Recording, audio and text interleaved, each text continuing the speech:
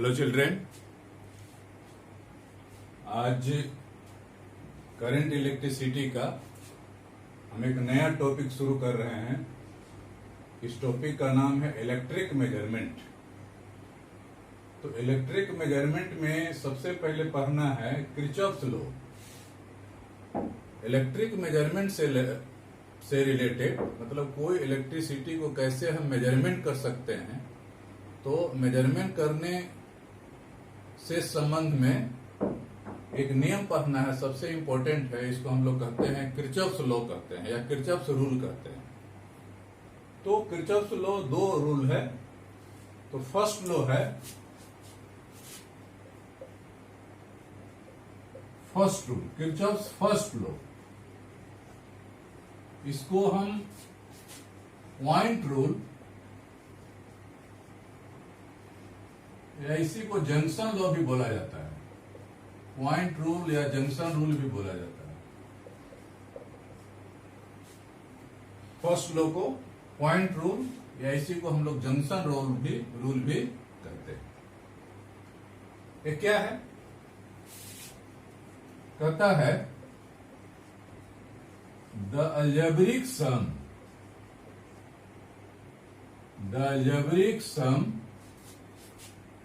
of all currents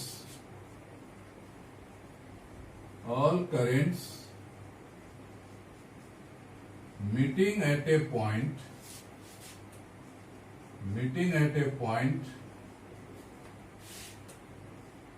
or a junction in a closed circuit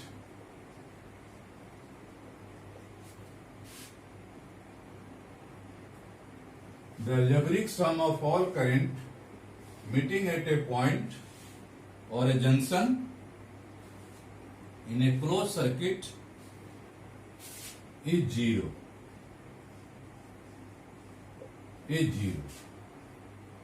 मतलब जितना भी current है, सब करंट का algebraic summation of all current equal to क्या होता है? जीरो होता है। जैसे कोई एक पॉइंट है, कोई एक जंक्शन है, इस पर कोई करंट आ रहा है, कोई करंट जा रहा है, बहुत सारा करंट मिल रहा है। मान लेते हैं करंट I1 आ रहा है, I2 करंट मान लेते हैं बाहर जा रहा है, I3 करंट मान लेते हैं आ रहा है, मान लेते हैं I4 करंट बाहर जा रहा है, मान लेते हैं I5 करंट आ रहा है। तो सबसे पहले तो हम लोग एक देखें इसका साइन कन्वेंशन क्या है। साइन कन्वेंशन अलजेब्रिक सम, चूंकि करंट स्केलर क्वांटिटी है, तो स्केलर क्वांटिटी है, इसलिए हम लोग क्या करेंगे, यहां पॉजिटिव भी लेंगे, नेगेटिव भी लेंगे। तो किसको हम लोग पॉजिटिव लेंगे, किसको नेगेटिव लेंगे, इसके बारे में क्या रूल है, क्या साइन कन्वेंशन है। तो कहता है कि यह जो पॉइंट है, यह जो जंक्शन है, जंक्शन की तरफ जितना जो करंट आ रहा है उसको हम लोग पॉजिटिव मानते हैं, और उस जंक्शन से जितना भी करंट, उस पॉइंट से जितना भी करंट बाहर जा रहा है उसको नेगेटिव मानते हैं। मतलब incoming current are taken as positive and outgoing current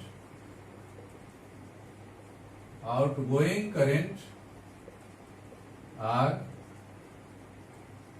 taken as negative. Point की तरफ, जंक्शन की तरफ जो करंट आता है उसको हम लोग पॉजिटिव मानते हैं। पॉइंट की तरफ करंट, जंक्शन की तरफ से जो करंट बाहर जाता है उसको हम लोग नेगेटिव मानते हैं, और टोटल करंट हो गया जीरो हो गया। जैसे देखिए I1 क्या रहा है, आ रहा है, इनकमिंग करंट है, I1 पॉजिटिव मान लिए। I2 क्या है, बाहर जा रहा है, तो बाहर जा रहा है, आउटगोइंग है, -I2 कर दिए। I3 क्या रहा है, आ रहा है, इनकमिंग करंट है, पॉजिटिव मानेंगे। I4 मानी, I4 क्या है, बाहर जा रहा है, बाहर जा रहा है, इसको हम लोग माइनस मान लें।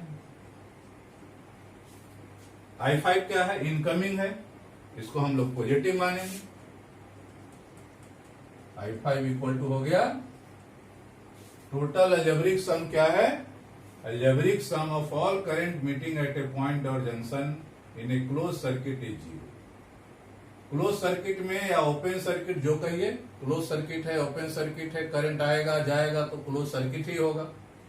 मतलब कुछ करंट आ रहा है, कुछ करंट जा रहा है, तो जितना करंट आता है, आने वाले करंट को पॉजिटिव मानते हैं, जाने वाले करंट को नेगेटिव मानते हैं।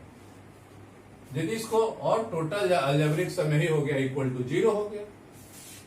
मतलब इसको कह सकते हैं I1 plus I3 plus I5 equal to हम लोग कहेंगे I2 प्लस I3। ये क्या है, I1 plus I3 plus I5, यह है इनकमिंग करंट।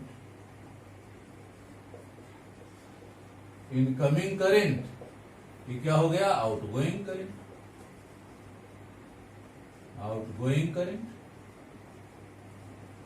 मतलब यहां ये भी आप जान लीजिए, ये भी एक नियम हो गया कि इनकमिंग करंट इक्वल टू होता है आउटगोइंग करंट। किसी पॉइंट पर, किसी जंक्शन पर जितना करंट आता है, कुछ करंट आ रहा है, कुछ करंट जा रहा है, तो इनकमिंग करंट इक्वल टू होता है आउटगोइंग करंट। इसी को कहते हैं किरचॉफ्स फर्स्ट रूल। यहां एक चीज और है, यदि इसको हम लोग टाइम से मल्टीप्लाई कर दें, मान लेते हैं इसको हम टाइम से मल्टीप्लाई कर देते हैं, तो क्या होता है जरा देखिए।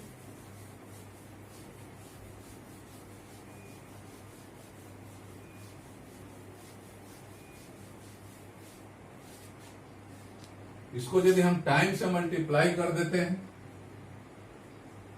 I1 plus I3 plus I5 को आप टाइम से मल्टीप्लाई कर दीजिए, I2 प्लस I4 को भी टाइम से मल्टीप्लाई कर दीजिए, तो कह सकते हैं I1 into T, I3 into T plus I5 into T equal to हो गया I2 into T plus I4 into T.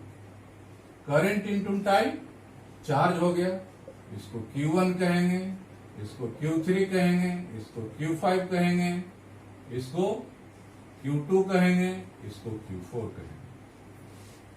मतलब incoming charge equal to outgoing charge. जितना चार्ज आ रहा है उतना ही चार्ज बाहर जा रहा है। मतलब यह जो किरचॉफ्स फर्स्ट रूल है, ये principle of conservation of charge पर बेस है। कभी कभी पूछता है, ए Kirchhoff's first rule principle of conservation of charge को फॉलो करता है या उस पर बेस है। तो यहां देख लीजिए, जितना करंट आएगा उतना ही करंट जाएगा। मतलब principle of conservation of charge आप पढ़े हैं, an charge can neither be created nor be destroyed, means incoming charge equal to outgoing charge. तो यहां कह सकते हैं this law is based on the principle of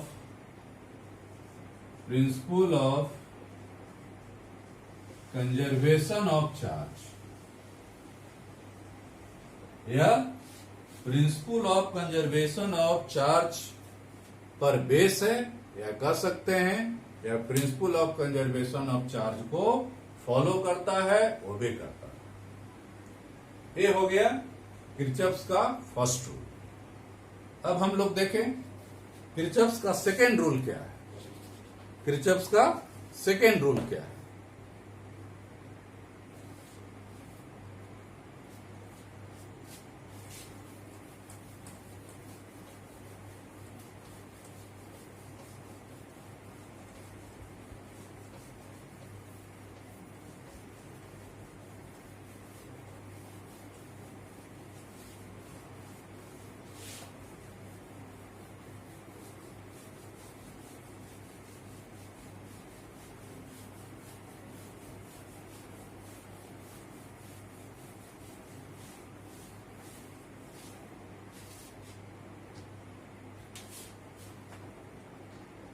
second देखिए,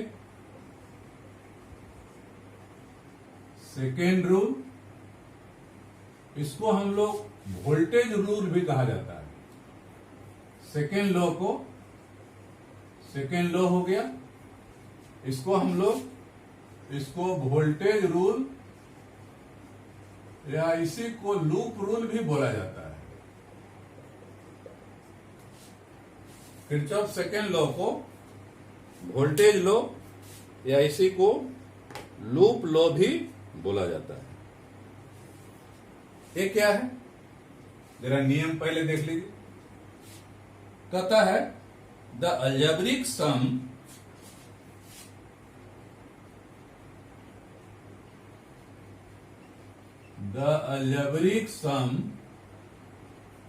of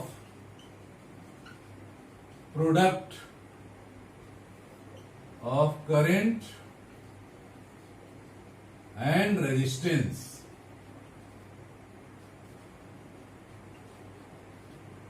in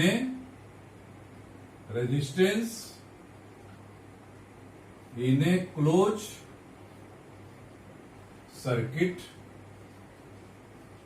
या इसी को लूप बोलते हैं, क्लोज सर्किट कहिए चाहे क्लोज लूप कहिए।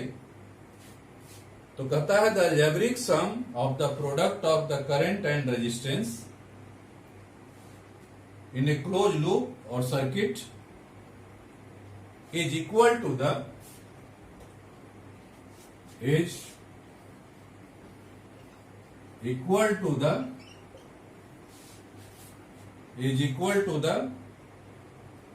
algebraic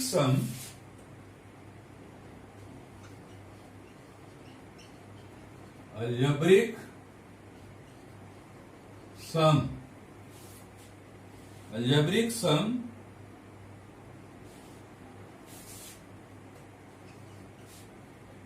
of the EMF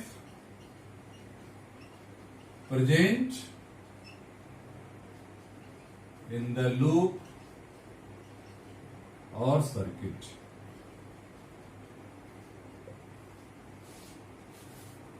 क्या कहता है, कहता है किसी क्लोज लूप या सर्किट में the algebraic sum of product of current and resistance in a close circuit और क्लोज लूप, कोई क्लोज सर्किट है कोई क्लोज लूप है, इसमें करंट और रेजिस्टेंस के प्रोडक्ट का अलजेब्रिक सम मतलब सब का जोड़ is equal to algebraic sum of EMF present in the loop और सर्किट। उस सर्किट में, उस लूप में जितना ईएमएफ होता है उस ईएमएफ के बराबर होता है। मतलब अलजेब्रिक सम को हम लोग सिग्मा से डिनोट करते हैं। तो अलजेब्रिक सम किसका, product of current and resistance, current और रेजिस्टेंस का प्रोडक्ट का algebraic sum summation in a close circuit और लूप इज इक्वल टू क्या होगा, is equal to algebraic sum, algebraic sum sigma से डिनोट करेंगे, algebraic sum of EMF in the loop और circuit. उस लूप में, उस सर्किट में ईएमएफ के बराबर होगा। ईएमएफ हम लोग कैपिटल ई से डिनोट करते हैं। तो प्रोडक्ट ऑफ करंट और रेजिस्टेंस के प्रोडक्ट का अलजेब्रिक सम किसके बराबर होगा, उस सर्किट के ईएमएफ के अलजेब्रिक सम या समेशन के बराबर। जैसे एक एग्जांपल देख लीजिए, यहां भी हम लोग एक साइन कन्वेंशन पहले देखिए।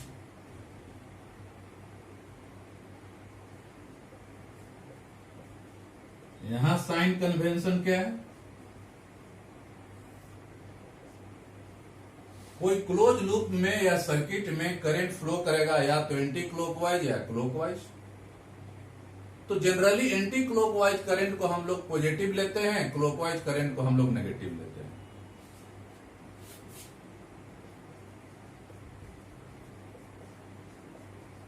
The anti clockwise current and EMF are taken as positive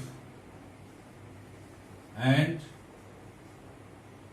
clockwise current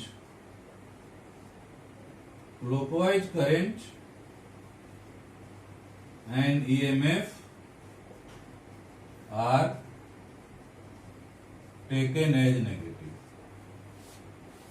कोई क्लोज लूप है, कोई क्लोज सर्किट है, उसमें करंट फ्लो हो रहा है, देखना है एंटी क्लॉकवाइज करंट फ्लो हो रहा है कि क्लॉकवाइज करंट फ्लो हो रहा है।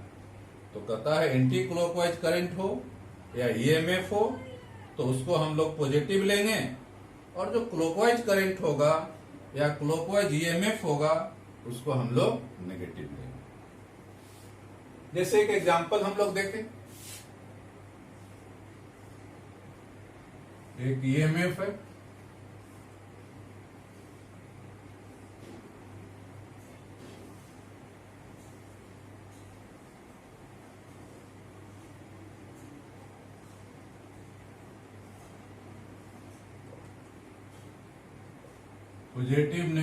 पॉजिटिव नेगेटिव यहाँ ईएमएफ है, मान लेते हैं E1, ये ईएमएफ है E2, ये रेजिस्टेंस है R1, ये R2 हो गया, ये R3 हो गया।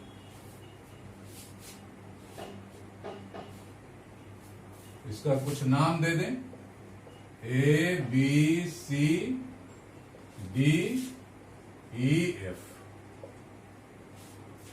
देखिए दो सेल है तो इससे करंट निकल रहा है, मान लेते हैं इससे करंट है I1, ये सेल है इससे करंट है I2, इससे भी हो गया I2 हो गया, इस रेजिस्टेंस में करंट जाएगा I1, दोनों यहां पर मिलेगा, यहां पर जाकर के इसमें करंट हो गया, मान लेते हैं I3 हो गया।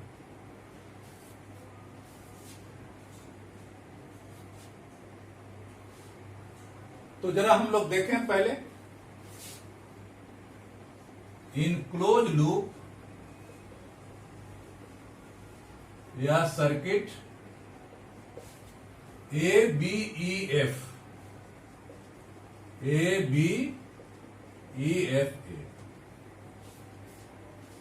क्या कहता है?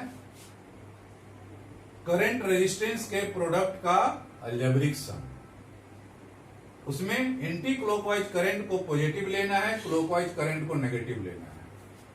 तो यहां देखिए करंट इस तरह का फ्लो हो रहा है, एंटी क्लॉकवाइज ही तो है, तो summation of current resistance equal to summation of EMF. क्या करेंगे? इसमें करंट है, एंटी क्लॉकवाइज है, I1 R1, एंटी क्लॉकवाइज है, ये भी एंटी क्लॉकवाइज है, प्लस I3 R2, बस इक्वल टू, अब ये देखिए सेल नेगेटिव से पॉजिटिव में करंट फ्लो हो रहा है, तो नेगेटिव से पॉजिटिव, तो यहां भी हो गया E1 हो गया, तो हो गया I1 R1 plus I3 R2 equal to E1 हो गया। या इसको ये भी कर सकते हैं, I1 R1 plus I3 R2 minus E1 equal to 0। अब जरा इस सर्किट में हम लोग देखें, ये सर्किट में हम लोग देखें क्या है।